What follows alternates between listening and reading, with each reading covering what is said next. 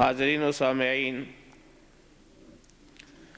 میرے برادر دینی و یقینی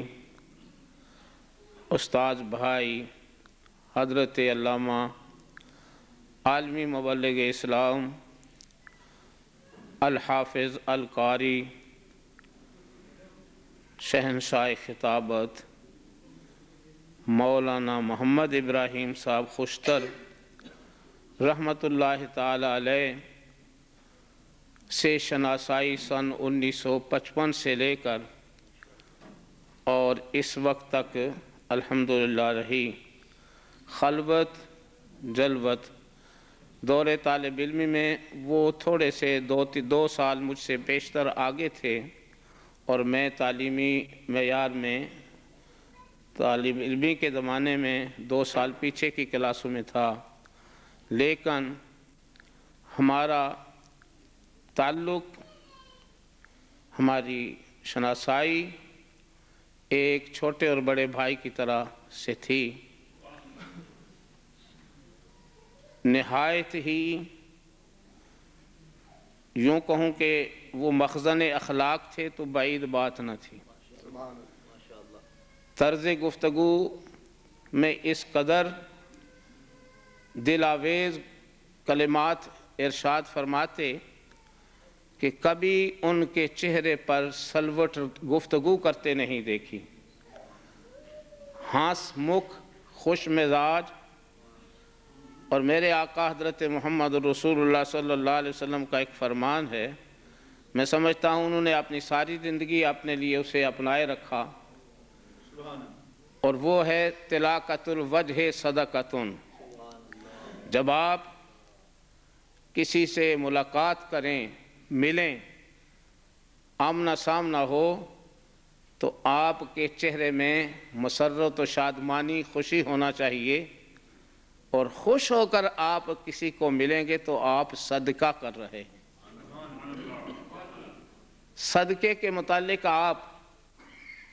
احادیث و قرآن کی روشنی میں سن چکے ہیں کہ یہ کتنی اچھی چیز ہے۔ سرور کون و مکان صلی اللہ علیہ وسلم وہ مالداروں کے ہی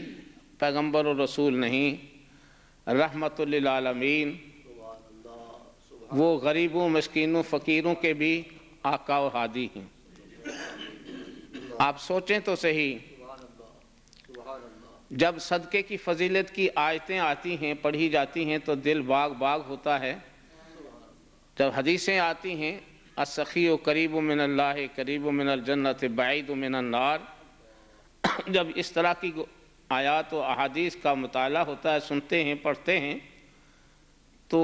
صاحب ثروت حضرات تو بڑے خوش ہوں گے، جن کے جیب بھرے ہیں، اور انہیں بڑی خوشی اور شادمانی مسرت ہوگی اگر میرے اور آپ کے آقا غریبوں کے والی، فقیروں کے ماوا و ملجا نے، جن کے پلے کوڈی بھی نہیں، ایک پینس بھی نہیں ہے، شوق ہے کہ میں اللہ کی راہ میں کچھ خرچ کروں اور صدقے کا فیض حاصل کروں، شوق ہے کہ میں اللہ کی راہ میں دوں، لیکن پاس کوڈی نہیں، ایک پینس نہیں ہے، کیسے صدقہ کروں؟ آقا کریم صلی اللہ علیہ وسلم نے اپنے ان فقیر امتیوں کی کیسی رہنمائی فرمائی، اور فرمایا کہ میرے امتیوں صدقے کے شوق میں غمگین نہ ہو، پریشان مت ہو، میں تمہیں ایک ایسا صدقہ بتا دیتا ہوں کہ جس پر تمہاری کوڈی بھی نہیں لگتی ہے، اور تمہیں صدقے کا ثواب مل جاتا ہے، اور تم متصدقین میں شامل ہو جاتے ہو، اور وہ ہے تمہارا عند اللقاء، ملاقات کے وقت میں ہنس کے سلام دعا کرنا، ہنس کے سلام دعا کرنا عند اللقاء۔ یہ کرتے رہو تو تمہیں صدقہ ہی صدقہ ملے گا، جتنی بار ملو گے، جس سے ملو گے صدقے کا، اتنی مرتبہ ثواب ملے گا۔ پیسہ کبھی ہوگا، کبھی نہیں بھی ہوگا، کبھی تھوڑا کبھی بہتا ہے، لیکن اس میں تھوڑے بہتے کی کوئی بات ہے تو فرماؤ نا، غور کرو۔ ملتے وقت میں جب بھی آپ 3 مرتبہ ملیں، 4 مرتبہ ملیں، ہر نماز کو ملیں، صبح شام ملیں، جب بھی کسی سے ملے، اس میں تھوڑے بہت کی کوئی بات ہے کہ تھوڑا صدقہ ہوگا یا زیادہ؟ نہیں، آپ جتنی بار ملیں، جتنی بار ہنس کے ملیں گے، اتنی ہی بار آپ کو صدقے کا ثواب ملتا رہے گا۔ تو حضرت مرحوم مخدوم مکرم برادر محترم عالمی مبلغ اسلام علیہ رحمہ، ان کے چہرے میں یہ خدا نے وصف رکھا تھا کہ جب بھی کبھی ملتے تھے کسی اپنے کو، کسی دوست کو تو میں نے تو ان کے چہرے پر سلوٹ نہیں دیکھی۔ مسکراتے دانت اب بھی میرے سامنے ان کے نظر آتے ہیں، وہ کھلکھلاتی ہوئی گفتگو، دل کو لبھا دینے والی باتیں کان میں اب بھی رس گول رہی ہیں۔ حضرت علامہ مولانا محمد ابراہیم صاحب خوشتر مدظ اللہ العالی، وہ ایک جسم ہی نہیں تھا، وہ ایک چلتی پھرتی انجمن تھی، اور حضرت کو اللہ کریم نے علوم دینیہ شریعہ پر تو دسترس عطا فرما رکھا تھا، وہ تو الحمدللہ دنیا جانتی ہے۔ اللہ تبارک و تعالیٰ نے انہیں علم ادب سے بھی ایسا بہرہ فرما رکھا تھا کہ برموکا شعر کہہ دینا، اور پھر ایسی لڑی پھولوں کی پرو دینی ان گفتگو کے اندر کہ حیرت رہ جاتی۔ ان کے ادب کا ایک شاہکار نسیم بخشش ایسی پیاری کتاب ہے، جب پڑھو تو ایسا لگتا ہے کہ بس ہر شعر کو ایک کو پڑھیں پھر پڑھتے ہی چلے جائیں، چھوڑنے کو جی نہیں چاہتا ہے، بار بار پڑھنے کو جی چاہتا ہے۔ اسلام کی خدمت میں حضرت نے جو اپنی زندگی وقف فرمائی ہے، بالخصوص رضویت کے لیے، وہ تو فنا فی الرضویت ہے، فنا فی الرضا انہوں نے اپنی زندگی کا مشن بنا رکھا تھا، اور سنی رضوی سوسائٹی کا قیام اس بات کی بین دلیل ہے کہ انہیں رضویت اور احمد رضا رحمۃ اللہ تعالیٰ کے مسلک اور ان کے طریقہ ایک حق پر کس قدر عشق و محبت تھا۔ وہ جہاں گئے ہیں وہاں انہوں نے تبلیغ اسلام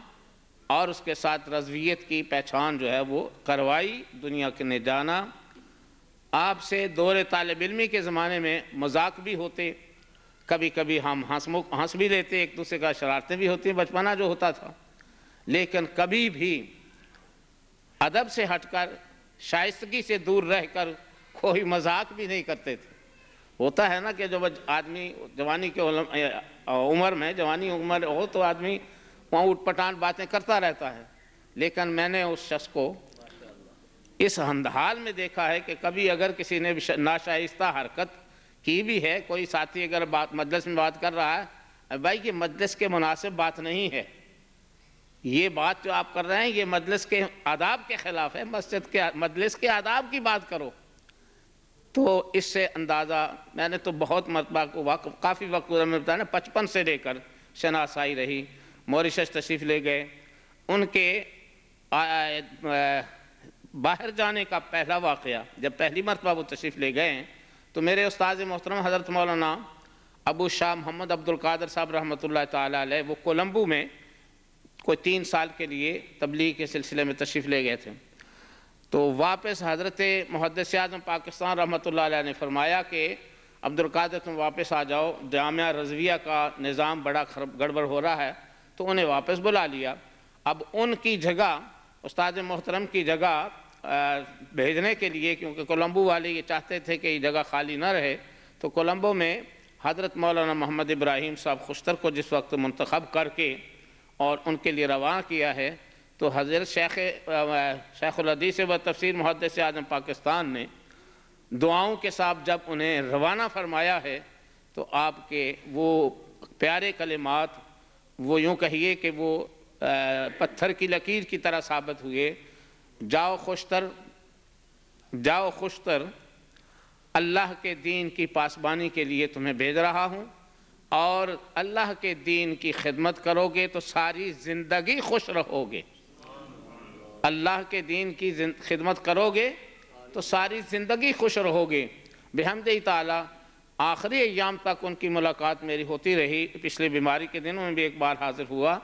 تو اس معاملے میں الحمدللہ یہ تو ایک جسمانی وارزات تو اس جان سے جانا ہے، بیماریاں تو لگتی ہیں، یہ بھی اللہ کی ایک رحمت ہے جو انسان کو آئے تو خدا کی یاد حاصل ہوتی ہے، لیکن اس وقت تک وہ اپنے کام سے ناخوش نہیں گئے،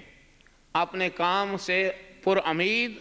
اور اپنی زندگی کا ما حاصل جو انہوں نے کرنا تھا اس پر وہ مطمئن تھے۔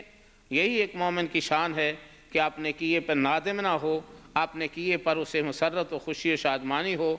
آقا مصطفیٰ صلی اللہ علیہ وسلم کی غلامی میں سرکار سیدنا غوث اعظم رضی اللہ تعالیٰ عنہ کے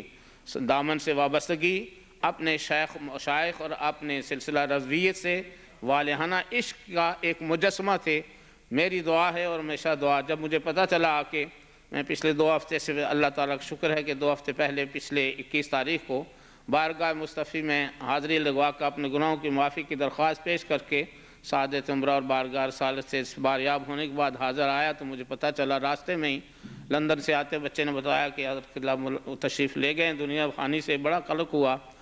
ہم ان کے لیے اس سے بہتر اور کیا سوغات بھیج سکتے ہیں کہ ان کے لیے دعا مغفرت کریں۔ اللہ تعالیٰ میری طرف سے اور آپ ہم سب کی طرف سے بہتر انہیں جزا عطا فرما کر، جس طرح وہ اس جہان میں اپنی زندگی میں کارکردگی سے خوش گئے، اللہ انہیں آخرت کے اس مرحلے میں، اس عالمی برزخی زندگی میں ہمیشہ خوش و خرم رکھے۔ آقا کریم کی ہمیشہ انہیں حضوری حاصل ہو، اللہ کریم صلی اللہ علیہ وسلم کی خصوصی عنایات ان کے شامل حال ہوں، پسماندگاں ان کے شہزادے، ان کی صاحبزادیاں، ان کی اہلیہ، اللہ تعالیٰ ان سب کو صبر جمیل عدل جزیل عطا فرمائے۔ وآخر دعوانا الحمدللہ رب العالمین۔